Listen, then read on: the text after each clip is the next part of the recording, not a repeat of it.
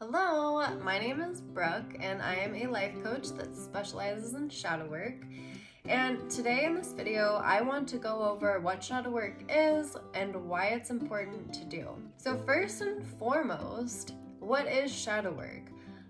It's all over TikTok, all over Instagram. If you are in this community of like spirituality and self-development and like self-awareness, then you've probably heard of the term shadow work. And everybody always says, do your shadow work, but no one really talks about what shadow work actually is. So that's why I'm here. Put into simple terms, shadow work is really parts of ourselves that we have repressed, that we have at one point or another deemed as unacceptable, unlovable, parts of ourselves that we have judged or that the outside world has judged so much that we push it away, that we hide parts of it away. And yes, we live in a society that is full of constructs. We have these rules and laws and rights and wrongs and yeses and nos, okay? But the whole point of shadow work integration is to love your whole self. Shadow work isn't about making excuses for your poor behavior. And it's not about saying, oh, well, to integrate my shadow work, then I have to say that this part of me is totally healthy and okay. That's not the point. The repressed parts of us have to be integrated into our life in a healthy way. So it's not just like you take this piece of yourself that you can't stand and you throw it in your life. Like, that's not necessarily what it is. So I'm going to give you an example. I teach based on the Jungian psychology shadow archetypes, and there are 12 of them. So I'm just going to give one in particular, the innocent archetype or the child archetype.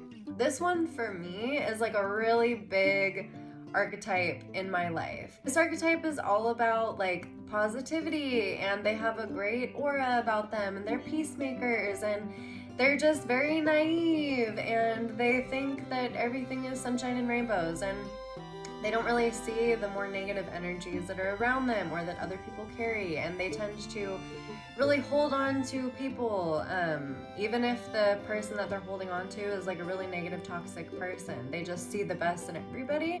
And then the shadow to this archetype is that they are very easily manipulated because they cling to people and they don't want to let go of people, so they can easily be manipulated, and they jump into situations without really thinking about it. And this archetype really reminds me of the Fool Tarot card, which really is about that optimism and new beginnings and just kind of blind to the outside world that's not like what they think that it is.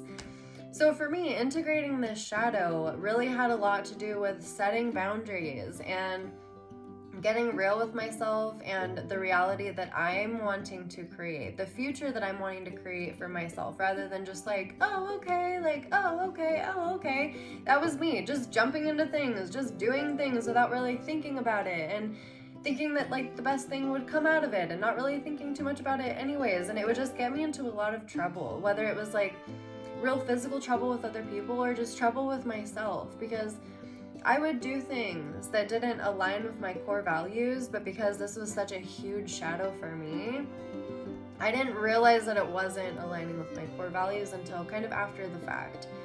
And that cycle of acting in a way that's not in alignment, feeling guilty about it, shaming, and then going back and repeating. And this can happen in like so many different aspects of our life. To get really vulnerable and personal with you, I struggled for, so long. Like from the time that I was in middle school easily until about a few years ago, I struggled with binge eating and just having like a really disordered way of eating and a really altered image of what I looked like and my self-worth and all of that. And I found that cycle of not eating because I didn't feel like I was worthy to eat, or I felt like I would be happier if I looked a certain way, so I would withhold food. and then I would not be able to handle it, so I would binge. I would eat so much food and so much really crappy food, lots of preservatives and high salt and high fat that didn't really make me feel satiated, and there wasn't a lot of nutrients. So I would eat so much of that food, and then after I did that, I would just feel the come down, like off of that high, you know, that high coming from eating all of the food and like being excited and happy about it, and then you're done, and then you're just, you feel, I felt disgusted with myself.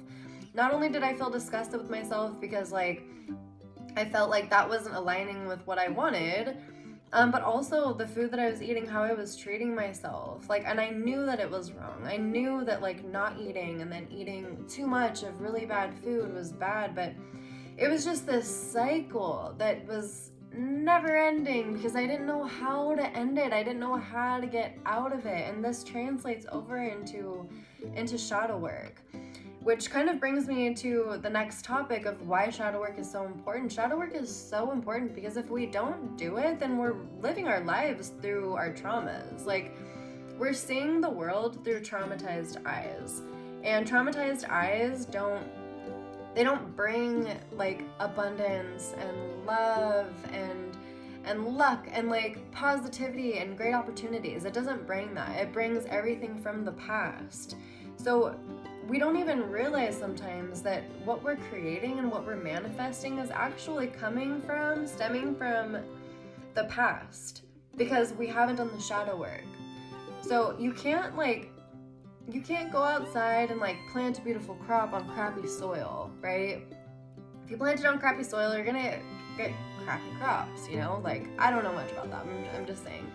But if you like take care of the soil and you love it and it's nutrient dense, then your crops are going to like be really fruitful, right?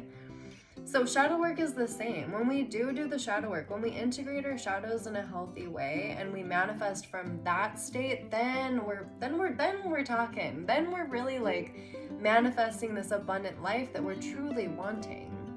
How do we integrate our shadows? We integrate our shadows by, for one, first step is noticing the shadow, seeing the shadow, okay? So integrating our shadows comes from when we can recognize the shadow and we can see what's the benefit of the shadow. What is the healed side? Because there's light, there's dark, right? Opposite sides of the coin.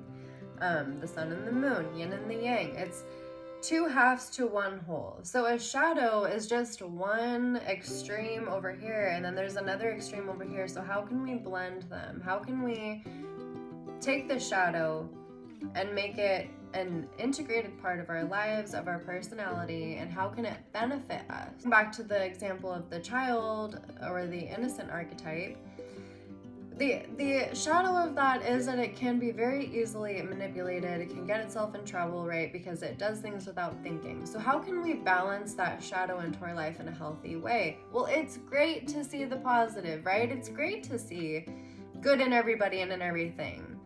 But setting boundaries, setting clear boundaries of who I am, what I believe, and what I'm wanting helps me integrate my child shadow into my life in a healthy way. Because everything that I do is in alignment with my future. Everything that I think about is in alignment with what I'm wanting to manifest. So the child archetype is great because it is positive and it is all about new beginnings.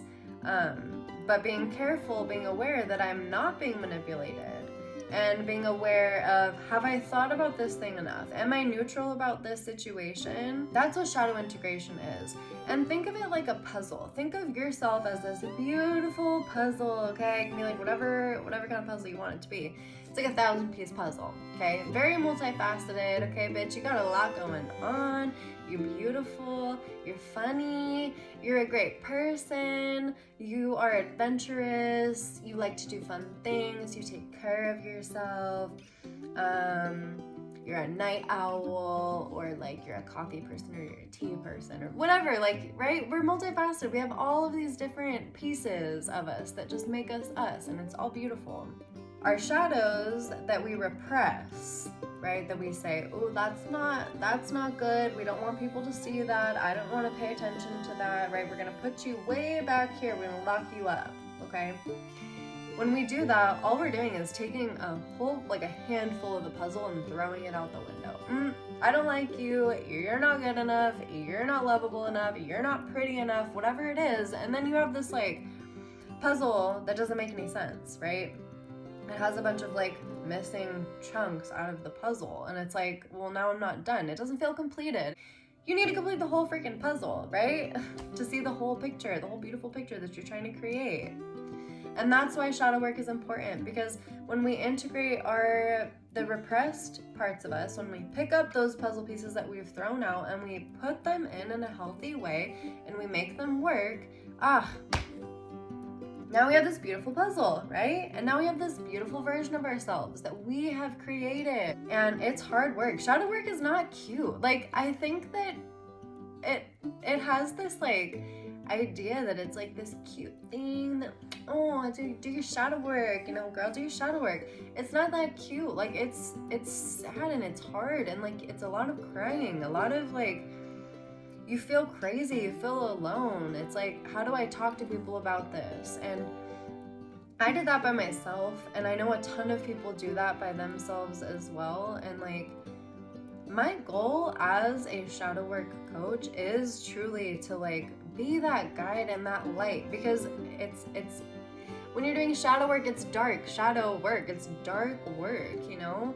And having a light, having someone that's there to tell you everything is okay, like, you're doing a great job, let it out, feel it all in every way that you can. Feel the whole thing. The more you feel, the better, the more you can integrate it, right? The more that you understand the thing, the deeper you go, the more you can bring it up. But having a person there to go through that with is vital, and that's why I'm here. And so if you need anything from me, if you want coaching from me, ask for it. If you just need like conversation, I'm here. Like, if you have any more ideas that I can give you, I want to give you as much free content as possible to like really help you on this journey. Let me know, okay? Like, that's truly why I'm here. I'm here to be a guide and to be a friend. I hope that you found value in this video. If there's anything else that you need, please let me know. Please like and subscribe to see more and to really support my channel and support my dreams and my dharma. I'm very excited to be here, and I'm excited to connect with you.